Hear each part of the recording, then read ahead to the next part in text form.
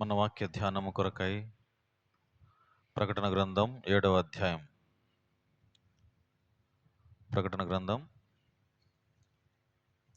7వ అధ్యాయం 1 నుంచి 17 వచనాలు మార్చి చదువుకుందాం. అటు తర్వాత భూమి యొక్క 4 దిక్కులలో 4 దేవదూతలు నిలిచి ఉండి, భూమి మీదనైనను సముద్రం మీదనైనను ఏ చెట్టు మీదనైనను గాలి వీచకుండానట్లు భూమి యొక్క 4 దిక్కుల వాయువులను పట్టుకొని ఉండగా చూచితిని. దేవుని ముద్రగల వేరొక దూత సూర్యోదయ దిశ నుండి పైకొచ్చి చూచి, భూమికి నీ సముద్రమునకును హాని కలుగు చేయుటకై అధికారం పొందిన ఆ 4 దూతలతో, ఈ దూత మేము మా దేవుని దాసులను వారి నొసళ్ళ యందు ముద్రించు వరకు భూమికైనను సముద్రమునకైనను చెట్లకైనను హాని చేయవద్దని బిగ్గరగా చెప్పాను. లెక్క చూడగా ఇశ్రాయేలుల గోత్రమునట్లో ముద్రింపబడిన వారు 144,000 మంది. యూదా గోత్రములో ముద్రింపబడిన వారు 12,000 మంది. రూబేను గోత్రములో 12,000 మంది. గాదు గోత్రములో 12,000 మంది. 12,000 మంది. నఫ్తాలి గోత్రంలో 12,000 మంది. మనష్షే గోత్రంలో 12,000 మంది. షిమ్యోను గోత్రములో 12,000 మంది. లేవి గోత్రములో 12,000 మంది. ఇస్సాకారు గోత్రములో 12,000 మంది. గోత్రంలో 12,000 మంది. యోసేపు గోత్రంలో 12,000 మంది. బెన్యామీను గోత్రంలో 12,000 మంది ముద్రింపబడిరి. అటు తర్వాత నేను చూడగా, ఇదిగో, ప్రతి జనముల నుండి, ప్రతి వంశముల నుండి, ప్రజలలో నుండి, ఆయా భాషలు మాట్లాడేవారిలో నుండి వచ్చి ఎవడనో లెక్కింపజాలనే యొక్క గొప్ప సమూహము కనపడెను. వారు తెల్లని వస్త్రములు ధరించుకున్న వారై ఖర్జూరపు మట్టలు చేతపట్టుకొని సింహాసనం ఎదుటనో గొర్రెపిల్ల ఎదుటనో నిలువబడి, గొర్రెపిల్లకును మా రక్షణకై స్తోత్రం మహాశబ్దము తొలగెత్తి చెప్పిరి.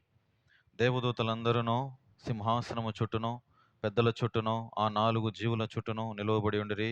వారు సింహాసనం ఎదుట సాష్టాంగపడి, ఆమెన్, యుగయుగముల వరకు మా దేవునికి స్తోత్రమును మహిమయు జ్ఞానమును కృతజ్ఞతాస్తుతియు ఘనతయు శక్తియు బలమును కలుగునుగాకని చెప్పుచు దేవునికి నమస్కారము చేసిరి. ఆమెన్.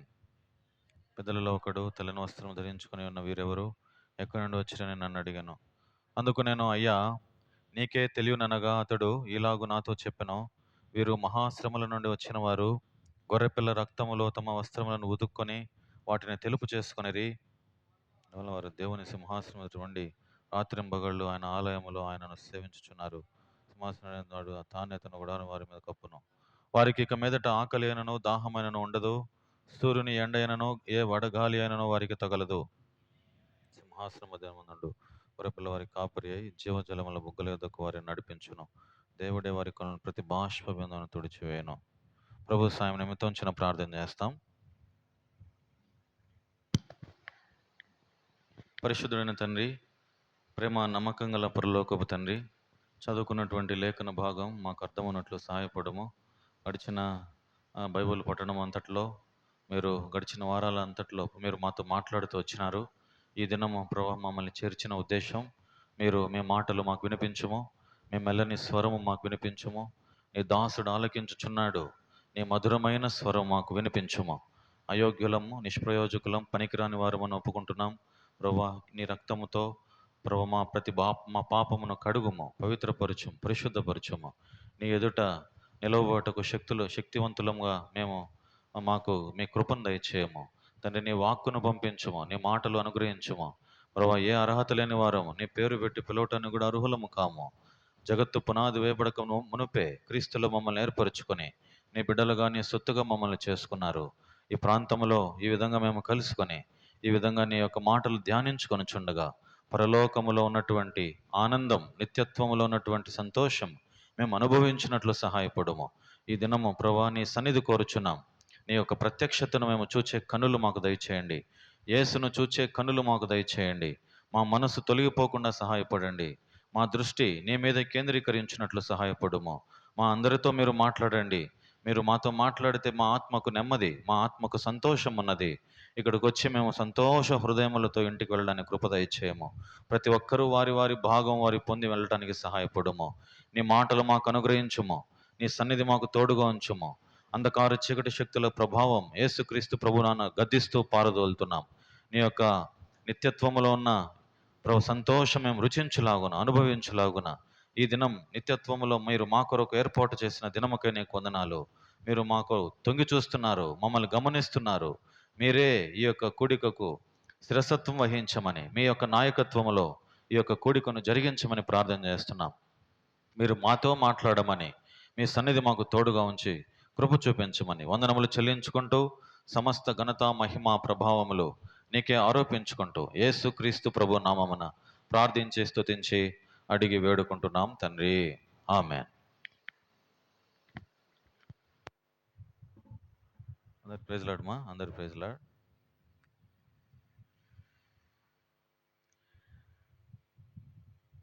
చదువుకున్నటువంటి లేఖన భాగం ప్రభు మన కొరకై ఆశీర్వదించునుగాక. ప్రకటన గ్రంథం ఇంతటి వరకు, ఇప్పటి వరకు ప్రకటన గ్రంథం 6 అధ్యాయాలు ధ్యానించాం. ఈరోజు ఏడవ అధ్యాయం ధ్యానించబోతున్నాం. 6వ అధ్యాయంలో కొన్ని ముద్రలు విప్పబడ్డాయి. 6 ముద్రలు అక్కడ విప్పబడుతూ వచ్చాయి. ఒక్కొక్క ముద్ర విప్పినప్పుడు ఏం జరుగుతుంది అనే విషయాలు అక్కడ మనకు స్పష్టంగా దేవుడు తెలియజేస్తూ వచ్చాడు. 5వ ముద్ర విప్పినప్పుడు దేవుని దగ్గర దేవుని యొక్క సింహాసనం ఎదుట అక్కడ ఉన్నటువంటి బలిపీఠము క్రింద కొంతమంది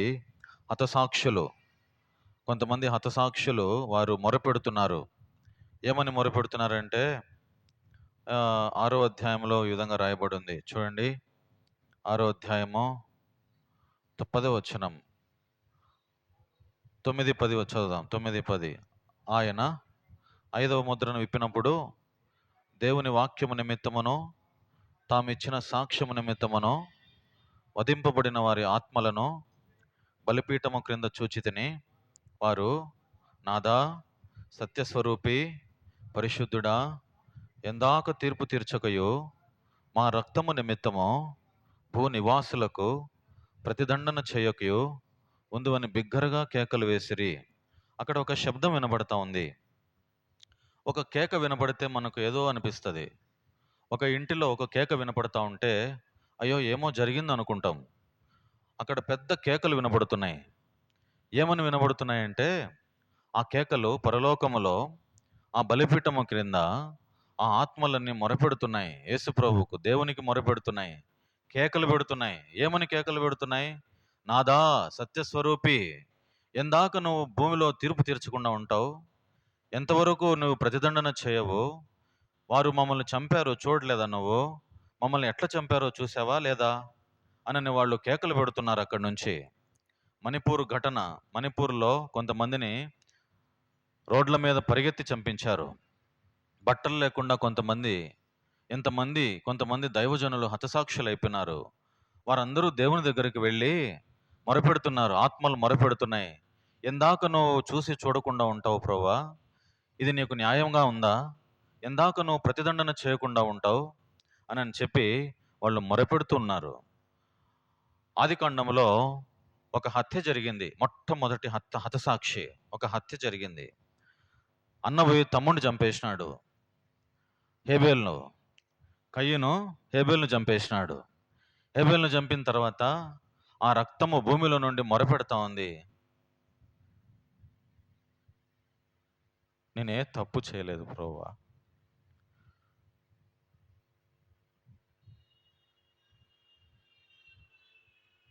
నా మీద రాయి ఎత్తేసేసినాడు ప్రభువా, నాలో ఏమన్నా పాపం ఉందా ప్రభువా? ఇదే స్వరం ఆ నీతిగల న్యాయాధిపతి వింటున్నాడు ఈ మాటలు.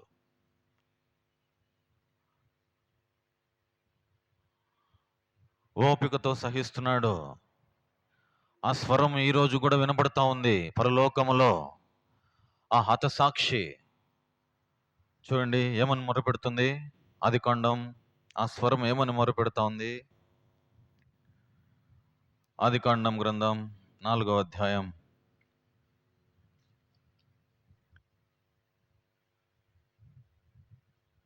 10వ వచనం. 4:10. నీ తమ్ము చదువుమా. నీ తమ్ముని రక్తము యొక్క స్వరము నేలలో నుండి నాకు మొరపెడతా ఉంది. ఆ ఆ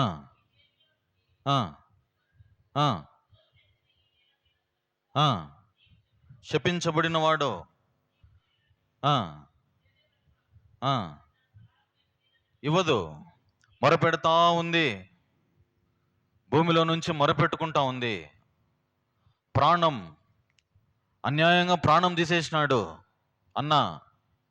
అన్నకు అసూయ ఎక్కువైపోయింది, పగ ఎక్కువైపోయింది. వాడు ఉండకూడదు అనుకున్నాడు భూమి మీద. రౌద్రం ఎక్కువైపోయింది, కోపం ఎక్కువైపోయింది. ఎత్తి బండ మీద వేసేసినాడు. అన్న వద్దున్నా, చంపొద్దున్నా. యోసేపు కూడా మొరపెట్టినాడు, నన్ను గుంతలో తోయొద్దున్నా, నన్ను గుంతలో తోయొద్దున్నా, నాకెవరు లేరున్నా, మీరు తప్ప నాకెవరు లేరున్నా అని. ఏం చేసినారు యోసేపును? యోసేపును ఏం చేసినారు? గుంతలు దోసేసినారు. ఎట్లా మనసు వచ్చిందో ఏమో,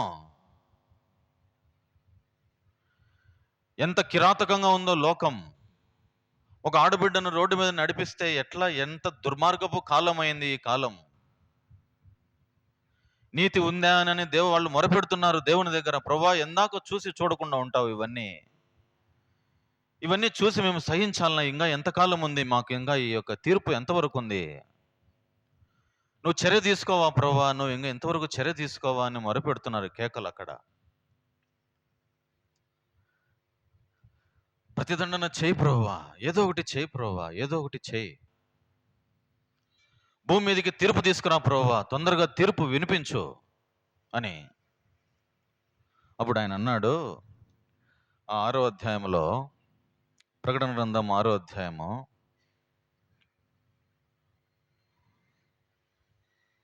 11వ వచనం. తెల్లని వస్త్రము వారిలో ప్రతివానికి ఇయ్యబడెను, మరియు వారి వలనే చంపబడబో వారి సహదాసుల యొక్కయో సహోదరుల యొక్కయో లెక్క పూర్తియగు వరకు ఇంక కొంచెం కాలము విశ్రమింపవలను. దయచేసి మీరు కొంతసేపు ఆగండి. మీ మొర నాకు వినపడింది, అందరినీ నేను చూస్తున్నా, ప్రతి వారి లెక్క నా దగ్గర ఉంది. అన్యాయస్తుడు ఇంకనూ అన్యాయంగా ఉండనిమ్మో, పవిత్రుడు పవిత్రునిగానే ఉండనిమ్మో, ఎవడు నా దగ్గర నుంచి తప్పించుకోలేడు. వాని వాని లెక్క ప్రకారం, వాని వాని క్రియకు తగ్గట్టుగా నా దగ్గర ఏముందంటే జీతం సిద్ధపరిచిన నేను. నువ్వు బాధపడద్దు హేబేలు, నువ్వు బాధపడద్దు, నువ్వు మొరపెడుతున్నావు, నేను చూస్తున్నా. కొంతకాలం ఉంది, ఒక లెక్క పూర్తి కావాలా, ఒక లెక్క పూర్తి కావాలా. ఆ లెక్క పూర్తి అయిన తర్వాత నేనేం చేస్తానంటే, నేను తీసుకొచ్చే తీర్పు తీసుకొస్తాను. అంతవరకు ఓపిక కలిగి ఉండు. ప్రసంగి గ్రంథంలో ఒక మాట రాయబడి ఉంది. దుష్టుడు ఏం చేస్తున్నాడంటే, చూడండి,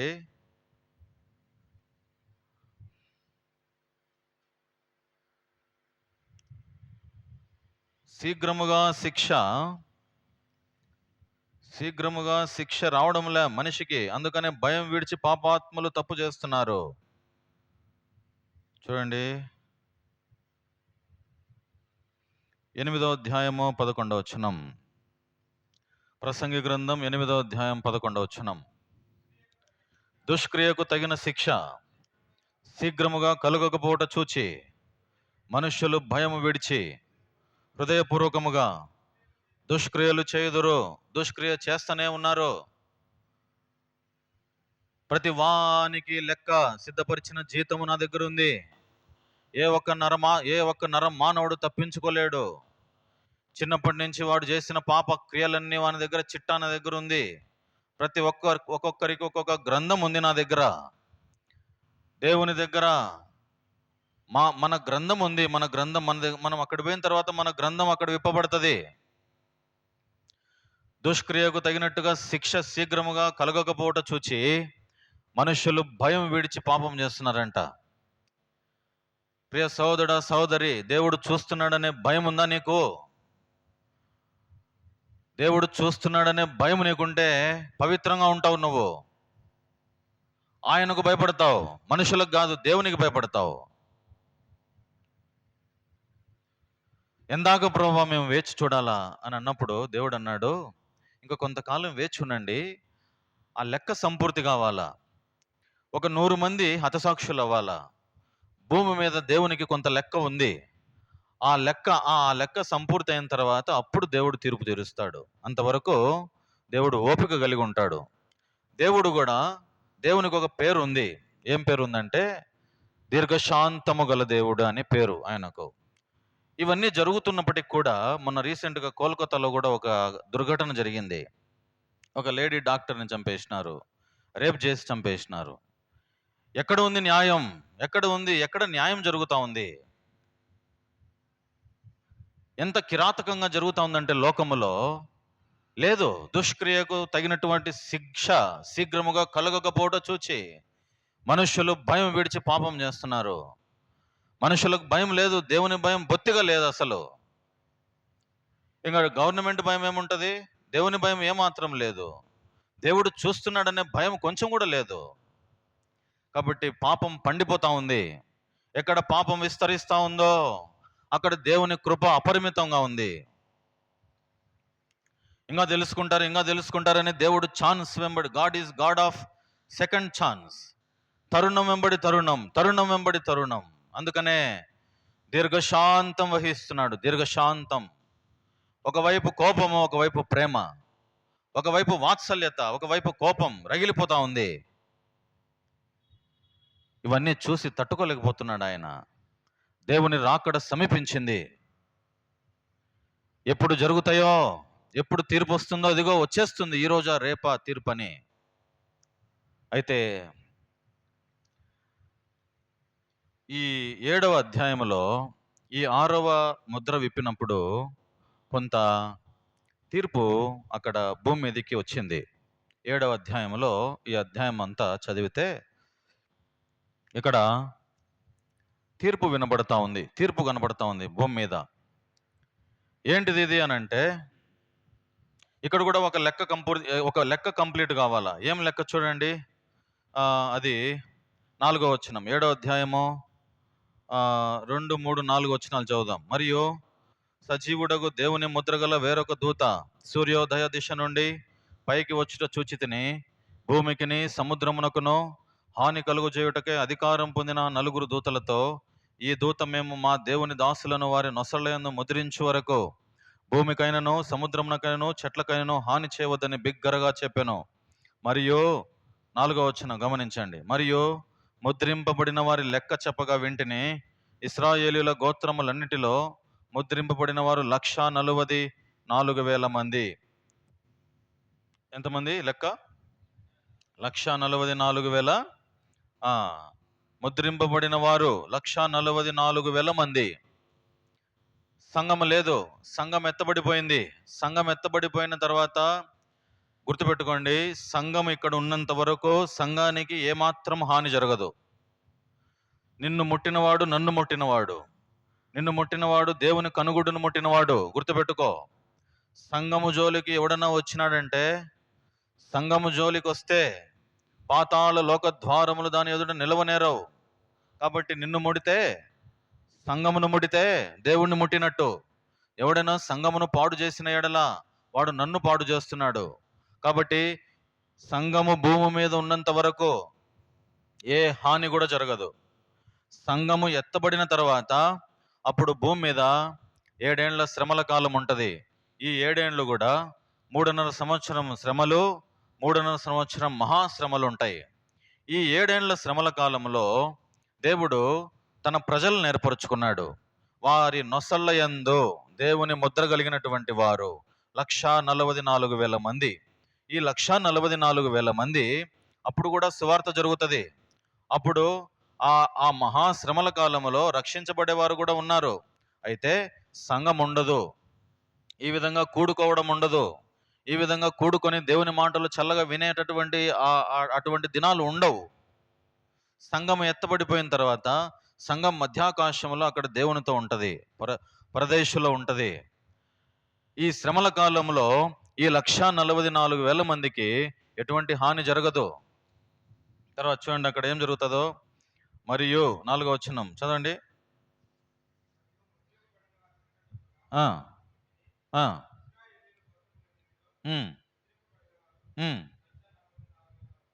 ఈ 144,000 మంది 12 గోత్రములు, యూదా గోత్రములు. యూదులలో ఉన్నటువంటి గోత్రములు ఆ సంఖ్య అంతా ఇక్కడ రాయబడతా వచ్చింది. తర్వాత 9వ వచనం చదవండి.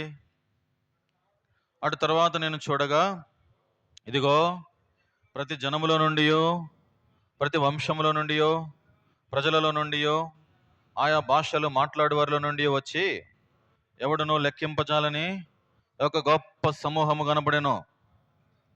వారు తెల్లని వస్త్రములు ధరించుకున్న వారై ఖర్జూరపు మట్టలు చేతబట్టుకొని సింహాసనం ఎదుటను గొర్రెపిల్ల ఎదుటను నిలువబడి, సింహాసనాసీనుడైన మా దేవునికిని గొర్రెపిల్లకును మా రక్షణకై స్తోత్రమని మహాశబ్దముతో ఎలుగెత్తి చెప్పిరి. అక్కడ ఒక గొప్ప సమూహం కనపడతా ఉంది. గొప్ప సమూహం, లెక్కింపజాలనటువంటి గొప్ప సమూహం. భూమి పుట్టినప్పటి నుంచి ఆదాము అవ్వలు మొదలుకొని ఈ దినం వరకు ఎంతమంది అయితే విశ్వాసులు సంఘములో చేర్చబడినారో ఆ సంఘం అంతా ఎత్తబడిన తర్వాత అక్కడ కనపడతా ఉంది. పరలోకములో సింహాసనం ఎదుట కనబడుతున్నారు వాళ్ళందరూ. అక్కడ వాళ్ళు ఏం చేస్తున్నారు? 10వ వచనంలో సంఘం ఎత్తబడిన తర్వాత అక్కడ ఏం జరుగుతూ ఉంది? ఏం చేస్తున్నారు? 10వ వచనంలో ఉంది.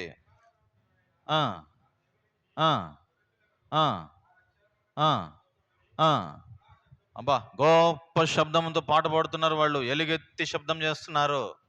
దేవదూతలు పాడలేరు ఈ పాట, విశ్వాసులు మాత్రమే పాడుతున్నారు. సంఘం ఎత్తబడింది, విశ్వాసులు పాడుతున్నారు అక్కడ పాట. ఏమని? మమ్మల్ని రక్షించిన మా రక్షకుడు, మా రక్షణకై, ఏమని? మా దేవునికిని గొర్రెపిల్లకును మా రక్షణకై, సింహాసనాసీనుడైన మా దేవునికిని గొర్రెపిల్లకును మా రక్షణకై స్తోత్రమని మహాశబ్దముతో ఎలుగెత్తి చెబుతున్నారు. తర్వాత 11-12 వచనాలు. 11-12. ఆ దేవదూతలందరూ సింహాసనము చుట్టూను పెద్దల చుట్టూను ఆ 4 జీవుల చుట్టూను నిలువబడి ఉండిరి.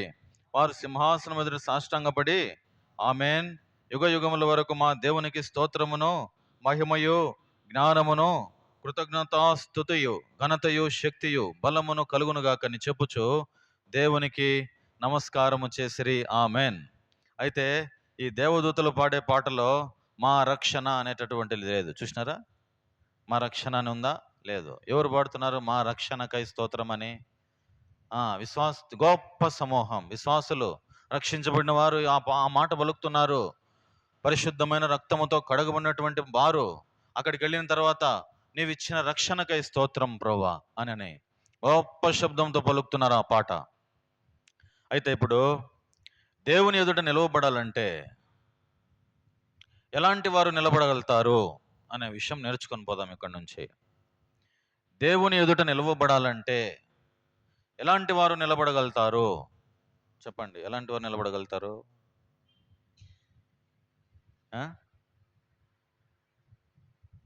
మొదటి సమూయేలు గ్రంథం 6వ అధ్యాయం. అక్కడ గొప్ప సమూహము దేవుని ఎదుట నిలవబడి ఉంది. మొదటి సమూయేలు గ్రంథం 6వ అధ్యాయం 20వ వచనం చదవండి ఎవరైనా. మొదటి సమూయేలు 6:20.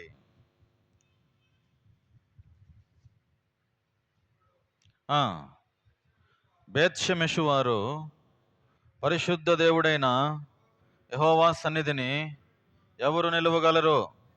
మన యొద్ద నుండి ఆయన ఎవరి యొద్దకు పోవాలని చెప్పి. చూడండి ఇక్కడ ప్రశ్న, యెహోవా సన్నిధిని, పరిశుద్ధ దేవుడైన యెహోవా సన్నిధిని ఎవరు నిలువగలరు?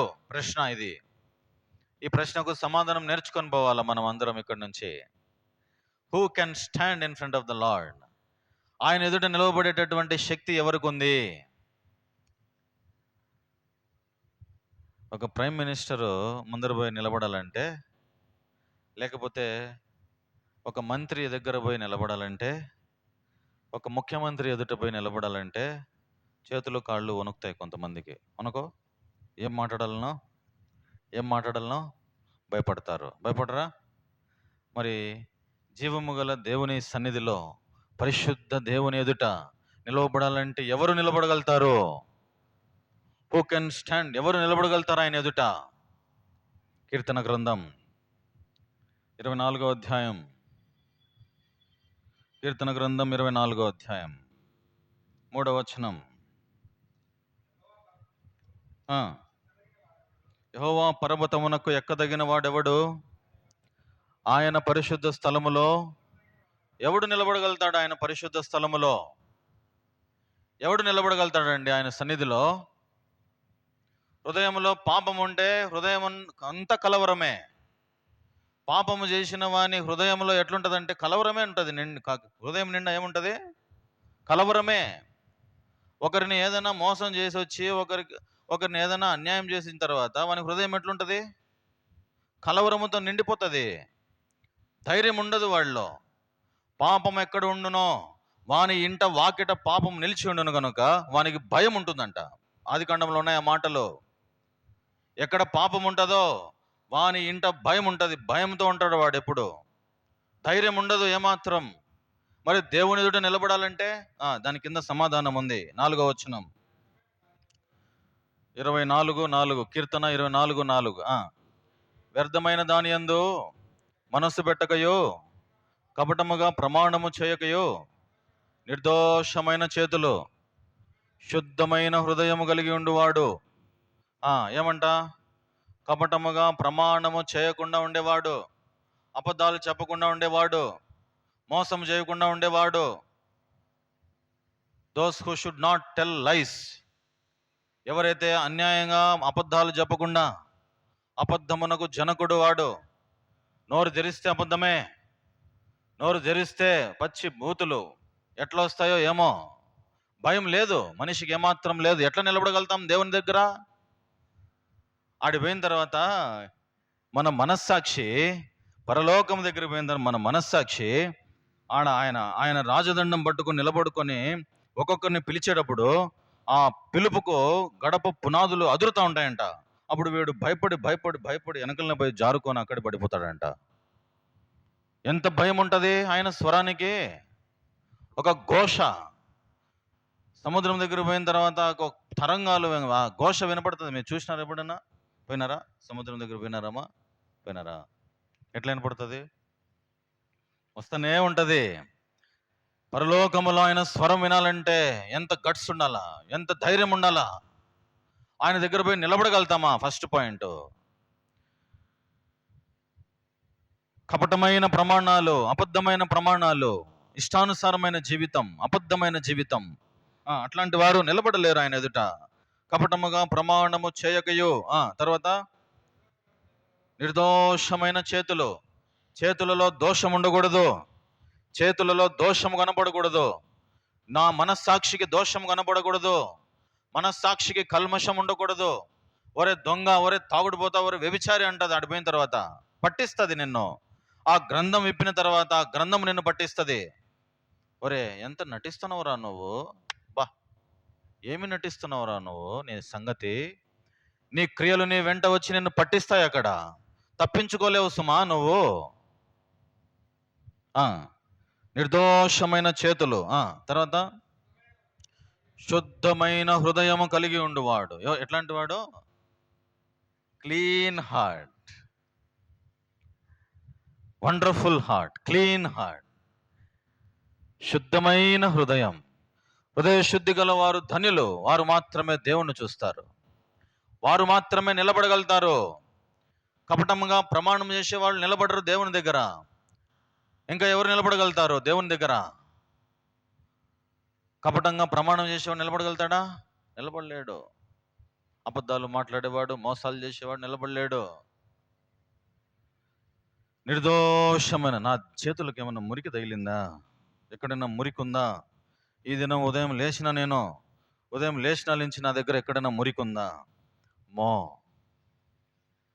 అదో పలాని చేటు పలాని స్థలంలో పొరపాటు జరిగిపోయింది, ప్రభువా క్షమించు, కడుక్కో, యేసు ప్రభు రక్తమును ఆశ్రయించు. దయగల దేవుడు నిన్ను కడుగుతాడు. దయగల దేవుడు ఈ భువి కరుదెంచెనో, ప్రాణమిచ్చే సిలువలో నిన్ను ప్రేమించి. దయగల దేవుడు ఈ భువి కరుదెంచెనో, ప్రాణమిచ్చే సిలువలో నిన్ను ప్రేమించి. ఒప్పుకో ఆయన దగ్గర. ఆయన రక్తంలో కడగబడు. మలినము కల్మషం తీసివేసుకో. శుద్ధ హృదయం ఉండాలా. చేతులకు మలినం అంటించుకోవద్దు. ఎక్కడైనా పాపం ఉంటే దూరం ఉండు, పారిపో దాని నుంచి.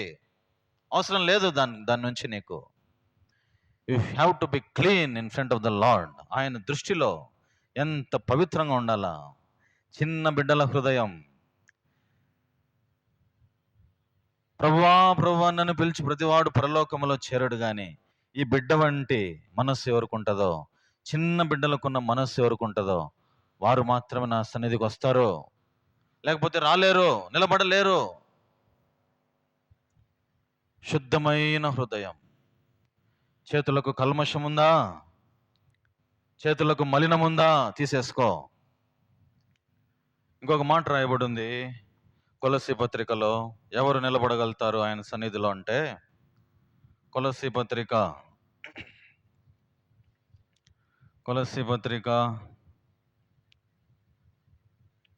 1వ అధ్యాయం 22వ వచనం.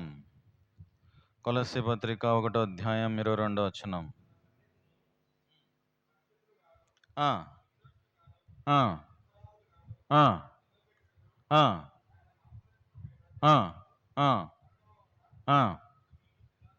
సమాధానం. ఇప్పుడు ఇక్కడ నిలబడాలంటే, తన సన్నిధిలో నిలబడాలంటే అక్కడ రాయబడిన మాట, 3 మాటలు రాయబడినాయి. పరిశుద్ధులు, నిర్దోషులు, నిరపరాధులు. ఏమాట చెప్పండి, ఎవరు నిలబడగలుగుతారు ఆయన సన్నిధిలో? పరిశుద్ధులు, నిర్దోషులు, నిరపరాధులు, అపరాధము లేని వారు, క్లీన్ హార్ట్. యేసు ప్రభు భూమి మీద ఉన్నప్పుడు రకరకాలుగా చూసినారు, ఆయనను తాకి చూసినారు, ఆయనను ముట్టి చూసినారు, ఆయన కళ్ళల్లో కళ్ళు పెట్టి చూసినారు, ఆయనను పరిశీలన చేసినారు తప్పుపడదామని. ఏ కోణంలో చూసినా ఆయనలో ఏ పాపము కనపడలే, ఏ దోషము కనపడలే. నీలో నాలో ఏ దోషము కనపడకూడదు. ఏ కోణములో చూసినా ఏ మచ్చ, ఏ డాగు, ఏ కల్మషం కనపడకూడదు. అంత పవిత్రంగా ఉండాల మనము. అలాంటి వారు మాత్రమే దేవుని సన్నిధిలో నిలబడగలుగుతారు. ఈ గొప్ప సమూహం అక్కడ నిలబడి ఉంది. ఎలాంటి వారు వీరు? వీరికి పేరు పెట్టచ్చు. ఏమని పేరు పెట్టచ్చు? పరిశుద్ధులు, నిర్దోషులు, నిరపరాధులు. What a wonderful names. అదే జీవితం అంటే. కుక్క కూడా బతుకుతుంది అంటారు మనోళ్ళు. ఏం బతుకది? బతుకు సహించు, దేవుని కోసం రోషం కలిగి బతుకు. అక్కడ పోయిన తర్వాత తెలుస్తుంది దేవునికి ఉన్నటువంటి వాల్యూ ఏందో. ఇక్కడ తెలియదు నీకు ఆ దేవుని వాల్యూ ఏందో. ఇక్కడ వైరాగ్యము కలిగి బ్రతుకు, దేవుని కోసం వదులుకో. కల్మషం లేకుండా బ్రతుకు. నీ చేతులకు మురికి అంటించుకోవద్దు, అబద్ధాలు చెప్పొద్దు. పరిశుద్ధ స్థలములో నిలవదగిన వాడు ఎవడు? యేసు ప్రభు రక్తములో కడగబడిన వారు మాత్రమే. యేసు రక్తం ప్రతి పాపమును కడిగి పవిత్రపరచును. కడగబడి ఆయన సన్నిధిలో నిలబడు. ప్రకటన గ్రంథం 7వ అధ్యాయం. ఇంకా 2 నిమిషాల్లో ముగించేస్తాను. 3 నిమిషాలు ఉంది, 8కి ముగించేస్తాం అనుకున్నా. ప్రకటన గ్రంథం 7వ అధ్యాయం చూడండి, 13వ వచనం చదవండి. పెద్దలలో ఒకడు తెల్లని వస్త్రములు ధరించుకొని ఉన్న వీరెవరు, ఎక్కడి నుండి వచ్చిరని నన్ను అడిగాను. అందుకు నేను, అయ్యా నీకే తెలియననగా అతడు ఈలాగు నాతో చెప్పాను, వీరు మహాశ్రమల నుండి వచ్చిన వారు. గొర్రెపిల్ల రక్తములో తమ వస్త్రములను ఉదుక్కొని వాటిని తెలుపు చేసుకొనిరి. మురికి అంటింది, తెలుపు చేసుకున్నారు. ఎక్కడ కల్మషం కలిగిందో, ఎక్కడ బాధ కలిగిందో దేవుని సన్నిధికి వచ్చి వెంటనే కడుక్కుంటున్నారు. ఇంటిలో 10 రోజులు దుమ్ము పట్టింది అనుకో, 10 రోజులు ఊడ్చుకోకుండా ఉంటావా? ఊడ్చుకోకుండా ఉంటే ఏముంటుంది ఇంట్లో? దుమ్ము, బూజు, ధూళి అంతా ఉండేది ఆడ, చెత్త ఉండిపోతుంది. హృదయంలో కూడా ప్రతి దిన ప్రక్రియ అది. ప్రతి దినము కడుక్కోవాలా, పరిశుద్ధపరచబడాలా. దేవుని సన్నిధిలో కల్మషం ఉండకూడదు. ఇంకా పవిత్రంగా వాళ్ళు ఎట్లున్నారంటే, వారి వస్త్రములు గొర్రెపిల్ల రక్తముతో ఉతుక్కున్నారంట, తెలుపు చేసుకున్నారు. ఇంకా ఏం రాయబడింది? 15, 16.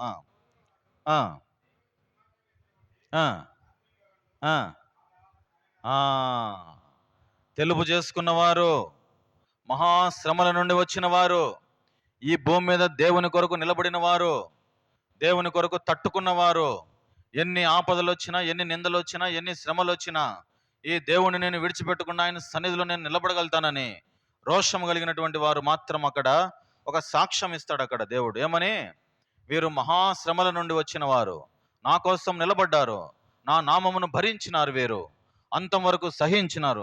తర్వాత అక్కడ ఏం జరుగుతుంది? 15, అందువలన వారు దేవుని సింహాసనం ఎదుట ఉండి రాత్రింబగళ్ళు ఆయన ఆలయములో ఆయనను సేవించుచున్నారు. సింహాసనాసీనుడైన వాడు తానే తన గుడారం వారి మీద కప్పును. ఈ 16, 17 వచనాలు చదివితే ఎంత సంతోషం వేస్తుందంటే చూడండి. వారికి ఇక మీదట ఆకలి అయినను దాహమైనను ఉండదు, సూర్యుని ఎండ అయినను ఏ వడగాలి అయినను వారికి తగలదు. ఎలయనగా సింహాసన మధ్యమందుండు గొర్రెపిల్ల వారికి కాపరి అయి జీవజలముల బుగ్గల యొద్దకు వారిని నడిపించును. దేవుడే వారి కనుల నుండి ప్రతి బాష్ప బిందువును తుడిచివేయను. ఎంత ఆదరణ దొరుకుతుంది అక్కడ పోయిన తర్వాత, ఎంత నెమ్మది దొరుకుతుంది అక్కడ పోయిన తర్వాత. అమ్మయ్య అనిపిస్తుంది అక్కడ పోయిన తర్వాత. అలిసిపోయి వచ్చినాడు నా బిడ్డ ఈ భూమి మీద ఎన్ని శ్రమలు నొందినాడో, నా కొరకు ఎన్ని భరించినాడో, ప్రతి బాష్ప బిందువు తుడిచేస్తాడు. మన శరీరము మహిమ శరీరంగా మార్చబడుతుంది. అప్పుడు ఈ శరీరం ఉండదు. అక్కడ పోయిన తర్వాత ఈ శరీరం ఉండదు. యేసు ప్రభువుకి ఏ శరీరం ఉందో ఆ శరీరం వస్తుంది మనకు. అక్కడ పోయిన తర్వాత ఆకలి దప్పులు ఉండవు. ఇక్కడ 3 పూటలు చేసుకొని తినాలా, అరే ఏం చేసుకొని తినాలా, ఇప్పుడు రాత్రికి ఏం తినాలనేది అది కూడా చింతనే. పచ్చిపులుసు తినాలనా, లేకపోతే బిర్యానీ తినాలనా, వడలు తెచ్చుకోవాలన్నా, పామ్లెట్ వేసుకోవాలన్నా, ఇదొక చింత. ఏమి అది లేకపోతే దిగదు ముద్ద. ఆడిపోతే అది ఉండదు, ఆ బాధ ఉండదు. వారికి ఏం లేదంట, ఇక మీదట ఆకలి లేదు, దాహం ఉండదు, సూర్యుని ఎండ లేదు, ఏ వడగాలి లేదు, వారికి తగలదు. అక్కడ దేవుడే జీవజల బుగ్గల దగ్గరికి నడిపించి తీసుకొని పోయి తాపిస్తాడంట. ఇక్కడలాగానే తింటాం, ఇక్కడలాగానే తాగుతాం, కానీ అక్కడ మనకి ఈ మాదిరిగా అక్కడ ఆకలి దప్పులేమి ఉండవు. అక్కడికి వెళ్ళిన తర్వాత తాగిస్తాడు. జీవజలముల బుగ్గల దగ్గరికి వెళ్ళి ఆ జీవజలము త్రాగు. ఆ జీవజలం ఊరికే దొరకదు నీకు, ఎంత ప్రయాసపడితే దొరుకుతుంది ఆ ప్రయాసం. కాబట్టి నా ప్రియ సహోదర సహోదరి, దేవుడు త్వరగా రానై ఉన్నాడు. సంఘం ఎత్తబడే గుంపులో మనం ఉండాలి. సంఘం విడవబడితే ఎంత శ్రమ ఉందో తెలుసా? ఆ శ్రమ చెప్పలేం, అది ఊహించలేం. ఆ శ్రమలు ఇక్కడ రాయబడినాయి, రాబోయే అధ్యాయంలో రాయబడినాయి.